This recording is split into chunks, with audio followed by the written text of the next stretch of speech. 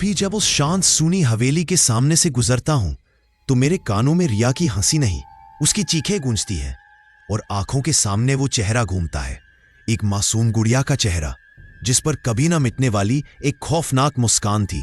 लोग कहते हैं कि रिया ने आत्महत्या की, पुलिस ने केस बंद कर दिया, पर मैं जानता हूं कि वो गुड़िया जिसके बड़े बड़े कांच जैसे आंखें और गुलाबी होंठ थे, वो सिर्फ एक खिलौना नहीं थी, वो एक नकाब थी, एक ऐसी शैतानियत का नकाब जो आज भी अपने अगले शिकार की तलाश में घूम रही है। उस रात रिया के साथ जो हुआ वो इतना भयावह था कि उसे सिर्फ एक कहानी कहना नाइंसाफी होगी। वो एक जिंदा नाइटमेयर था, और अगर आप उस रात का सच जानना चाहते हैं तो आपको मेरे साथ उस हवेली की दहलीज पर कदम रखना होगा। आपको उन सभी दर्द और डर को महसूस करना होगा जो रिया ने जिया था जब वो अपनी ही गुड़िया के हाथों मौत के दरवाजे तक पहुंच गई थी। ये बात आज से करीब 3 साल पहले की है, जब मैं रिया को जानता था। वो एक आर्टिस्ट थी, पेंटर। दिल्ली के एक पॉश इलाके में एक किराए के अपार्टमेंट में अकेली रहती थी। अकेली कहना भी सही नहीं होगा, उसके साथ था उसका प्यारा शरारती कुत्ता रोमियो। रिया एक सीधी सादी लड़की थी, दुनिया से ज्यादा मतलब नहीं, अपनी पेंटिंग्स और रोमियो की शैतानियों में खुश रहती थी। उसकी जिंदगी में सब कुछ सामान्य था, सुबह उठकर कॉफी का मग लेकर बालकनी में बैठना, पूरे दिन कैनवास पर रंग बिखेरना और शाम को रोमियो को लेकर पार्क में घूमने जाना। रिया की पेंटिंग्स में अक्सर खुशी और मासूमियत झलकती थी। वो बच्चों के पोर्ट्रेट बनाती थी, खिलौनों की तस्वीरें खींचती थी और उसकी हर पेंटिंग में एक अजीब सी खुशी महसूस होती थी, पर उस खुशी के पीछे एक गहरा दर्द छिपा था। एक दिन मैं उससे मिलने उसके घर गया। उसने मुझे अपने शहर से दूर रहने का एक कारण बताया। वो यहां अपने बचपन के घर से जुड़ी कड़वी यादों से दूर भागने आई थी। उसके माता पिता का एक भयानक सड़क हादसे में देहांत हो गया था और उस हादसे के बाद उसके घर में एक अजीब सा सन्नाटा छा गया था। शायद इसीलिए वो अकेली रह रही थी। वो हर साल अपने माता पिता की पेंटिंग बनाती थी, पर हर बार उस पेंटिंग को अधूरा छोड़ देती थी। शायद वो उनकी अधूरी जिंदगी को पूरी तरह से चित्रित नहीं कर पाती थी। उस दिन रिया का मूड थोड़ा उदास था। मैंने उसे बाहर चलने के लिए कहा ताकि उसका मन बहल सके। हम दोनों पुरानी दिल्ली की संकरी तंग गलियों में घूमने निकल गए। उन गलियों में जहां इतिहास की खुशबू थी, वहीं एक अजीब सी घुटन भी महसूस होती थी। वहां एक पुरानी हवेली में एक एंटीक की दुकान थी जो अजीबोगरीब चीजों से भरी थी। दुकान के अंदर एक अजीब सी सीलन भरी खुशबू आ रही थी, जैसे वर्षों से बंद कोई कमरा खोला गया हो। हवा में धूल के कण नाच रहे थे और दीवारों पर मकड़ी के जाले लटक रहे थे। मैंने तो बस यूं ही दरवाजे से झांका, पर रिया को वो जगह बड़ी पसंद आई। अंदर की धूल से ढकी अलमारियों पर पीतल के बर्तन, पुराने फाउंटेन पेन और घड़ियां रखी थी। हर चीज को देखने पर लगता था जैसे हर एक चीज की अपनी एक कहानी हो। पर रिया की नजर एक कोने में रखे हुए एक बॉक्स पर पड़ी। बॉक्स में एक गुड़िया रखी थी, अजीब सी, बड़ी बड़ी नीली आंखों वाली, जिसके होंठ गुलाबी थे और एक प्यारी सी मुस्कान थी। गुड़िया के बाल एकदम काले और चिकने थे और उसने एक पुरानी सफेद फ्रॉक पहन रखी थी। उस गुड़िया की मुस्कान में एक अजीब सा आकर्षण था। रिया ने उस दुकान वाले से पूछा, यह गुड़िया कहां से आई है? दुकानदार एक बूढ़ा सफेद दाढ़ी वाला आदमी था। उसकी आंखों में एक अजीब सी चमक थी जो डर से ज्यादा एक चेतावनी थी। उसने एक गहरी सांस ली और कहा, यह बहुत पुरानी है बेटी। इसे एक बहुत बड़े जमींदार ने बनवाया था अपनी बेटी के लिए, पर वो बेटी इसे छूते ही मर गई।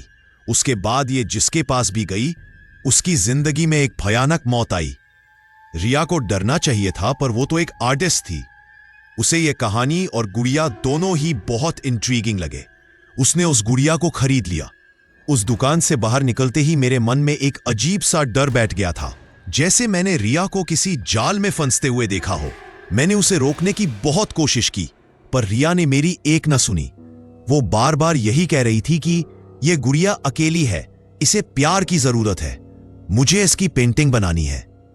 रिया ने उस गुड़िया को अपने घर लाकर अपने बेडरूम की अलमारी में रख दिया। उस दिन के बाद से रिया की जिंदगी में चीजें बदलने लगी। शुरुआत में ये बहुत छोटी छोटी बातें थी जिन्हें आसानी से नजरअंदाज किया जा सकता था। कभी पेंटिंग का ब्रश अचानक गिर जाता, कभी रिया को लगता कि उसके पीछे कोई खड़ा है, पर मुड़ने पर कोई नहीं दिखता। उसका कुत्ता रोमियो, जो बड़ा ही शांत और प्लेफुल था, अब हर रात उस अलमारी की ओर देखकर अजीब सी आवाजें निकालने लगा था। उसकी आंखों में एक अजीब सा डर था, जैसे वो उस गुड़िया को नहीं बल्कि उसके अंदर छुपी किसी चीज को देख रहा हो। एक रात रिया पेंटिंग कर रही थी। बाहर हल्की सी बारिश हो रही थी और कमरे में बिजली की बत्ती बार बार झिलमिला रही थी। उसने अचानक अपने पीछे किसी की आहट महसूस की। मुड़कर देखा तो कोई नहीं था, पर जब उसने वापस मुड़कर अपनी पेंटिंग देखी तो उसका दिल बैठने लगा। उसने अभी अभी एक पोर्ट्रेट बनाया था जिसमें एक खुश और मुस्कुराती हुई लड़की थी, पर अब उस लड़की की आंखें काली हो गई थीं और उसके होठों पर खून के धब्बे लगे थे। रिया को लगा कि शायद यह उसकी इमेजिनेशन है। उसने ब्रश उठाकर उन धब्बों को हटाने की कोशिश की, पर वो धब्बे सूखे हुए खून की तरह कैनवास से चिपक गए थे। उन धब्बों को हटाने के लिए रिया को अपने पेंटिंग के कैनवास को ही खराब करना पड़ा। रिया ने डर कर अपने दोस्त को फोन किया, यार मुझे बहुत अजीब लग रहा है, ऐसा लग रहा है जैसे मेरे घर में कोई है। मैंने उसे समझाया, रिया यह सिर्फ तुम्हारी इमेजिनेशन है। उस बूढ़े आदमी की कहानी ने तुम्हारे दिमाग में डर बैठा दिया है। उस गुड़िया को कहीं फेंक दो। पर रिया ने मेरी बात नहीं मानी। उसने कहा, नहीं यार, वो गुड़िया इतनी खूबसूरत है, मैं उसे फेंक नहीं सकती। उसकी आवाज में एक अजीब सा खिंचाव था, जैसे वो किसी के बहकावे में आ गई हो। अगली सुबह जब रिया उठी तो उसके घर का माहौल बिल्कुल शांत था। रोमियो भी शांत था। रिया को लगा कि शायद सब ठीक हो गया है, पर जब वो रसोई में गई तो उसने देखा कि उसकी कॉफी का मग, जो उसने रात को पेंटिंग करते वक्त टेबल पर रखा था, अब जमीन पर टूटा हुआ पड़ा था और उसके पास कुछ छोटे काले बाल पड़े थे, ऐसे बाल जो इंसानों के नहीं होते। ये देखकर रिया का दिल और तेज धड़कने लगा और उसने फैसला किया कि वो उस गुड़िया को आज ही फेंक देगी। पर तभी उसकी नजर अलमारी में रखी उस गुड़िया पर पड़ी। गुड़िया के चेहरे की मुस्कान थोड़ी और चौड़ी हो गई थी और उसकी नीली आंखों में एक गहरी भयानक लालिमा दिख रही थी। रिया ने गुड़िया को अलमारी से निकाला और उसे एक पुराने कपड़े में लपेटकर एक बॉक्स में बंद कर दिया। वो उसे आज ही फेंकने वाली थी, पर जैसे ही उसने बॉक्स पर ढक्कन रखा, उसने अपनी कलाई पर एक हल्का सा दर्द महसूस किया। जब उसने देखा तो उसकी कलाई पर एक छोटा सा लाल निशान था, जैसे किसी ने हल्के से उसे काटा हो। रिया ने इस बात को नजरअंदाज किया और बॉक्स को अपने हाथ में पकड़ लिया। जैसे ही वो दरवाजे की ओर बढ़ी, उसने एक छोटी लड़की की हंसी सुनी। खी खी खी, तुम मुझे कहाँ ले जा रही हो? रिया ने पीछे मुड़कर देखा, पर वहां कोई नहीं था। उसका दिल जोर से धड़क रहा था। उसने दरवाजा खोला और लिफ्ट की ओर बढ़ी। जैसे ही लिफ्ट का दरवाजा बंद हुआ, लिफ्ट की बत्ती अचानक बुझ गई। अंधेरे में रिया ने अपनी कलाई पर एक और दर्द महसूस किया। इस बार दर्द थोड़ा तेज था। जब लिफ्ट रुकी और दरवाजा खुला तो लिफ्ट के अंदर सब कुछ नॉर्मल था, पर जब रिया ने अपनी कलाई देखी तो वहां एक और गहरा निशान था। ऐसा लगा जैसे किसी ने उसके मांस को दांतों से नोच लिया हो। रिया ने जैसे तैसे लिफ्ट से निकलकर गुड़िया को एक बड़े कचरे के डिब्बे में डाल दिया। वो घर वापस लौटी तो उसने देखा कि रोमियो दरवाजे के पास जमीन पर लेटा हुआ था और उसके पूरे शरीर पर खून के धब्बे लगे थे। रिया ने घबराकर रोमियो को उठाया। रोमियो दर्द से चीख रहा था। उसकी गर्दन पर भी वही निशान थे, जैसे किसी ने उसे दांतों से नोच लिया हो। रिया ने देखा कि रोमियो की गर्दन के पास एक बहुत ही छोटा पर गहरा लाल बाल पड़ा था, वो बाल जिसे उसने रात को अपनी कॉफी के पास देखा था। रिया डर के मारे चिल्लाई और बाथरूम में भागी। नल खोलकर अपने चेहरे पर पानी डाला। वो अपने आप से कह रही थी, यह सब एक बुरा सपना है, सब ठीक हो जाएगा। पर जब उसने शीशे में अपना चेहरा देखा तो उसके चेहरे पर भी वही निशान थे जो रोमियो की गर्दन पर थे। उसकी आंखें डर से फैल गईं और तभी शीशे में उसने अपने कंधे पर एक भयानक खून से सना हुआ चेहरा देखा। वो एक गुड़िया थी, पर उसके होंठों पर जो मुस्कान थी वो प्यारी नहीं थी। वो एक हैवानियत भरी, क्रूर और भयानक मुस्कान थी। रिया ने अपनी पूरी ताकत से पीछे मुड़कर देखा। वहां कोई नहीं था। उसने दरवाजा खोला और बाहर भागने की कोशिश की, पर तभी दरवाजा जोर से बंद हो गया, जैसे किसी ने अंदर से उसे बंद कर दिया हो। रिया ने दरवाजा खोलने की कोशिश की, पर वो खुला नहीं। वो अपने आप को फंसा हुआ महसूस कर रही थी। तभी कमरे में एक धीमी डरावनी हंसी गूंजी। खी खी खी। रिया ने देखा कि उसके बेडरूम की अलमारी में वो गुड़िया बैठी थी। उसकी आंखें लाल चमक रही थी और उसके होंठों पर खून लगा हुआ था। रिया ने डर से अपनी सांस रोक ली। ये वो गुड़िया नहीं थी जिसे उसने फेंका था। ये वो गुड़िया थी जो अब जिंदा थी और खूंखार थी। तुम मुझे फेंक नहीं सकती, गुड़िया ने एक पतली डरावनी आवाज में कहा। मैं तुम्हारे साथ रहूंगी हमेशा। रिया ने अपनी पूरी ताकत से उस गुड़िया को उठाकर खिड़की से बाहर फेंकने की कोशिश की, पर गुड़िया का वजन बहुत ज्यादा था। ऐसा लग रहा था जैसे कोई अदृश्य ताकत उसे रोके हुए थी। तभी गुड़िया ने अपना एक हाथ हिलाया और उस हाथ से एक छोटा नुकीला नाखून बाहर निकला। उस नाखून से उसने रिया की बाह पर एक गहरा घाव बना दिया। रिया दर्द से चीख पड़ी। उसने देखा कि गुड़िया के चेहरे पर अब एक खुशी भरी मुस्कान थी।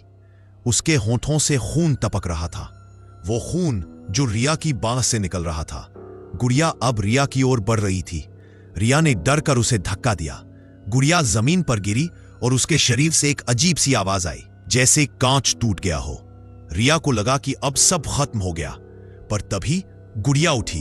उसकी एक आंख टूट गई थी और उसकी मुस्कान और भी भयानक हो गई थी। गुड़िया ने चिल्लाते हुए कहा, तुमने मेरा क्या बिगाड़ा है? मैं तो बस तुम्हारे साथ दोस्ती करना चाहती थी। उस रात रिया ने गुड़िया के टुकड़े टुकड़े कर दिए। उसने उसे जला दिया। उसने उस गुड़िया की राख को एक बैग में भरा और उसे अपने घर के सबसे दूर वाले कोने में छिपा दिया। उसने सोचा कि अब सब खत्म हो गया, पर अगली सुबह जब मैं रिया से मिलने उसके घर पहुंचा तो दरवाजा खुला हुआ था। अंदर चारों तरफ खून बिखरा हुआ था और रिया अपने बिस्तर पर लेटी हुई थी। उसकी आंखें खुली थीं, पर उनमें कोई रोशनी नहीं थी। उसकी पूरी देह पर छोटे छोटे नुकीले नाखूनों के घाव थे और उसकी कलाई पर वही निशान थे जो उसने पहली बार देखे थे। और उसकी कलाई पर बंधा हुआ था एक पुराना खून से सना हुआ रिबन, और उस रिबन में बंधी हुई थी वो गुड़िया। वो अभी भी जिंदा थी और उसकी मुस्कान अभी भी कायम थी। रिया की मौत की खबर ने मुझे हिला दिया। पुलिस ने इसे आत्महत्या का मामला माना, क्योंकि वहां कोई जबरन अंदर आने के निशान नहीं थे। पर मैं जानता था, रिया की कलाई पर बंधा वो रिबन, वो गुड़िया और उसके शरीर पर लगे वो निशान, ये सब एक कहानी कह रहे थे। एक ऐसी कहानी जो कोई सुनना नहीं चाहता था। रिया की मौत के 1 महीने बाद उसके घर से उसका सामान हटाना था। मैं और उसका एक और दोस्त रोहित वहां गए। हम दोनों को एक एक बॉक्स उठाकर ले जाना था। मैंने तो बस यूं ही एक छोटा सा पुराना बक्सा उठाया। रोहित ने एक पेंटिंग उठाई और तभी उसकी नजर एक गुड़िया पर पड़ी। वो गुड़िया जो बिल्कुल उसी गुड़िया जैसी लग रही थी जिसे रिया ने खरीदा था। वही बड़ी बड़ी नीली आंखें और गुलाबी होठ। रोहित ने हंसते हुए कहा, यार ये तो बिल्कुल वैसी ही गुड़िया है जैसी रिया ने खरीदी थी। मैंने उसे कहा, रोहित इसे मत उठाओ, पर रोहित ने मेरी बात नहीं मानी। उसने उसे अपने हाथ में उठा लिया और तभी उस गुड़िया के होठों पर एक हल्की सी मुस्कान आ गई और मेरे कानों में एक अजीब सी हंसी की आवाज गूंजी, खी खी खी खी खी खी, अब तुम मेरे साथ रहोगे हमेशा। मैं आज भी रोज रात में उठकर अपने कमरे के कोने में देखता हूं। मुझे डर लगता है। डर इस बात का नहीं है कि वो गुड़िया मेरे पास आएगी। डर इस बात का है कि वो गुड़िया मेरे घर में है, मेरे पास है, और मुझे नहीं पता कि वो कब और कैसे मेरी जिंदगी में कहर बरपाएगी। वो गुड़िया आज भी मेरे पास है और वो आज भी मुस्कुरा रही है।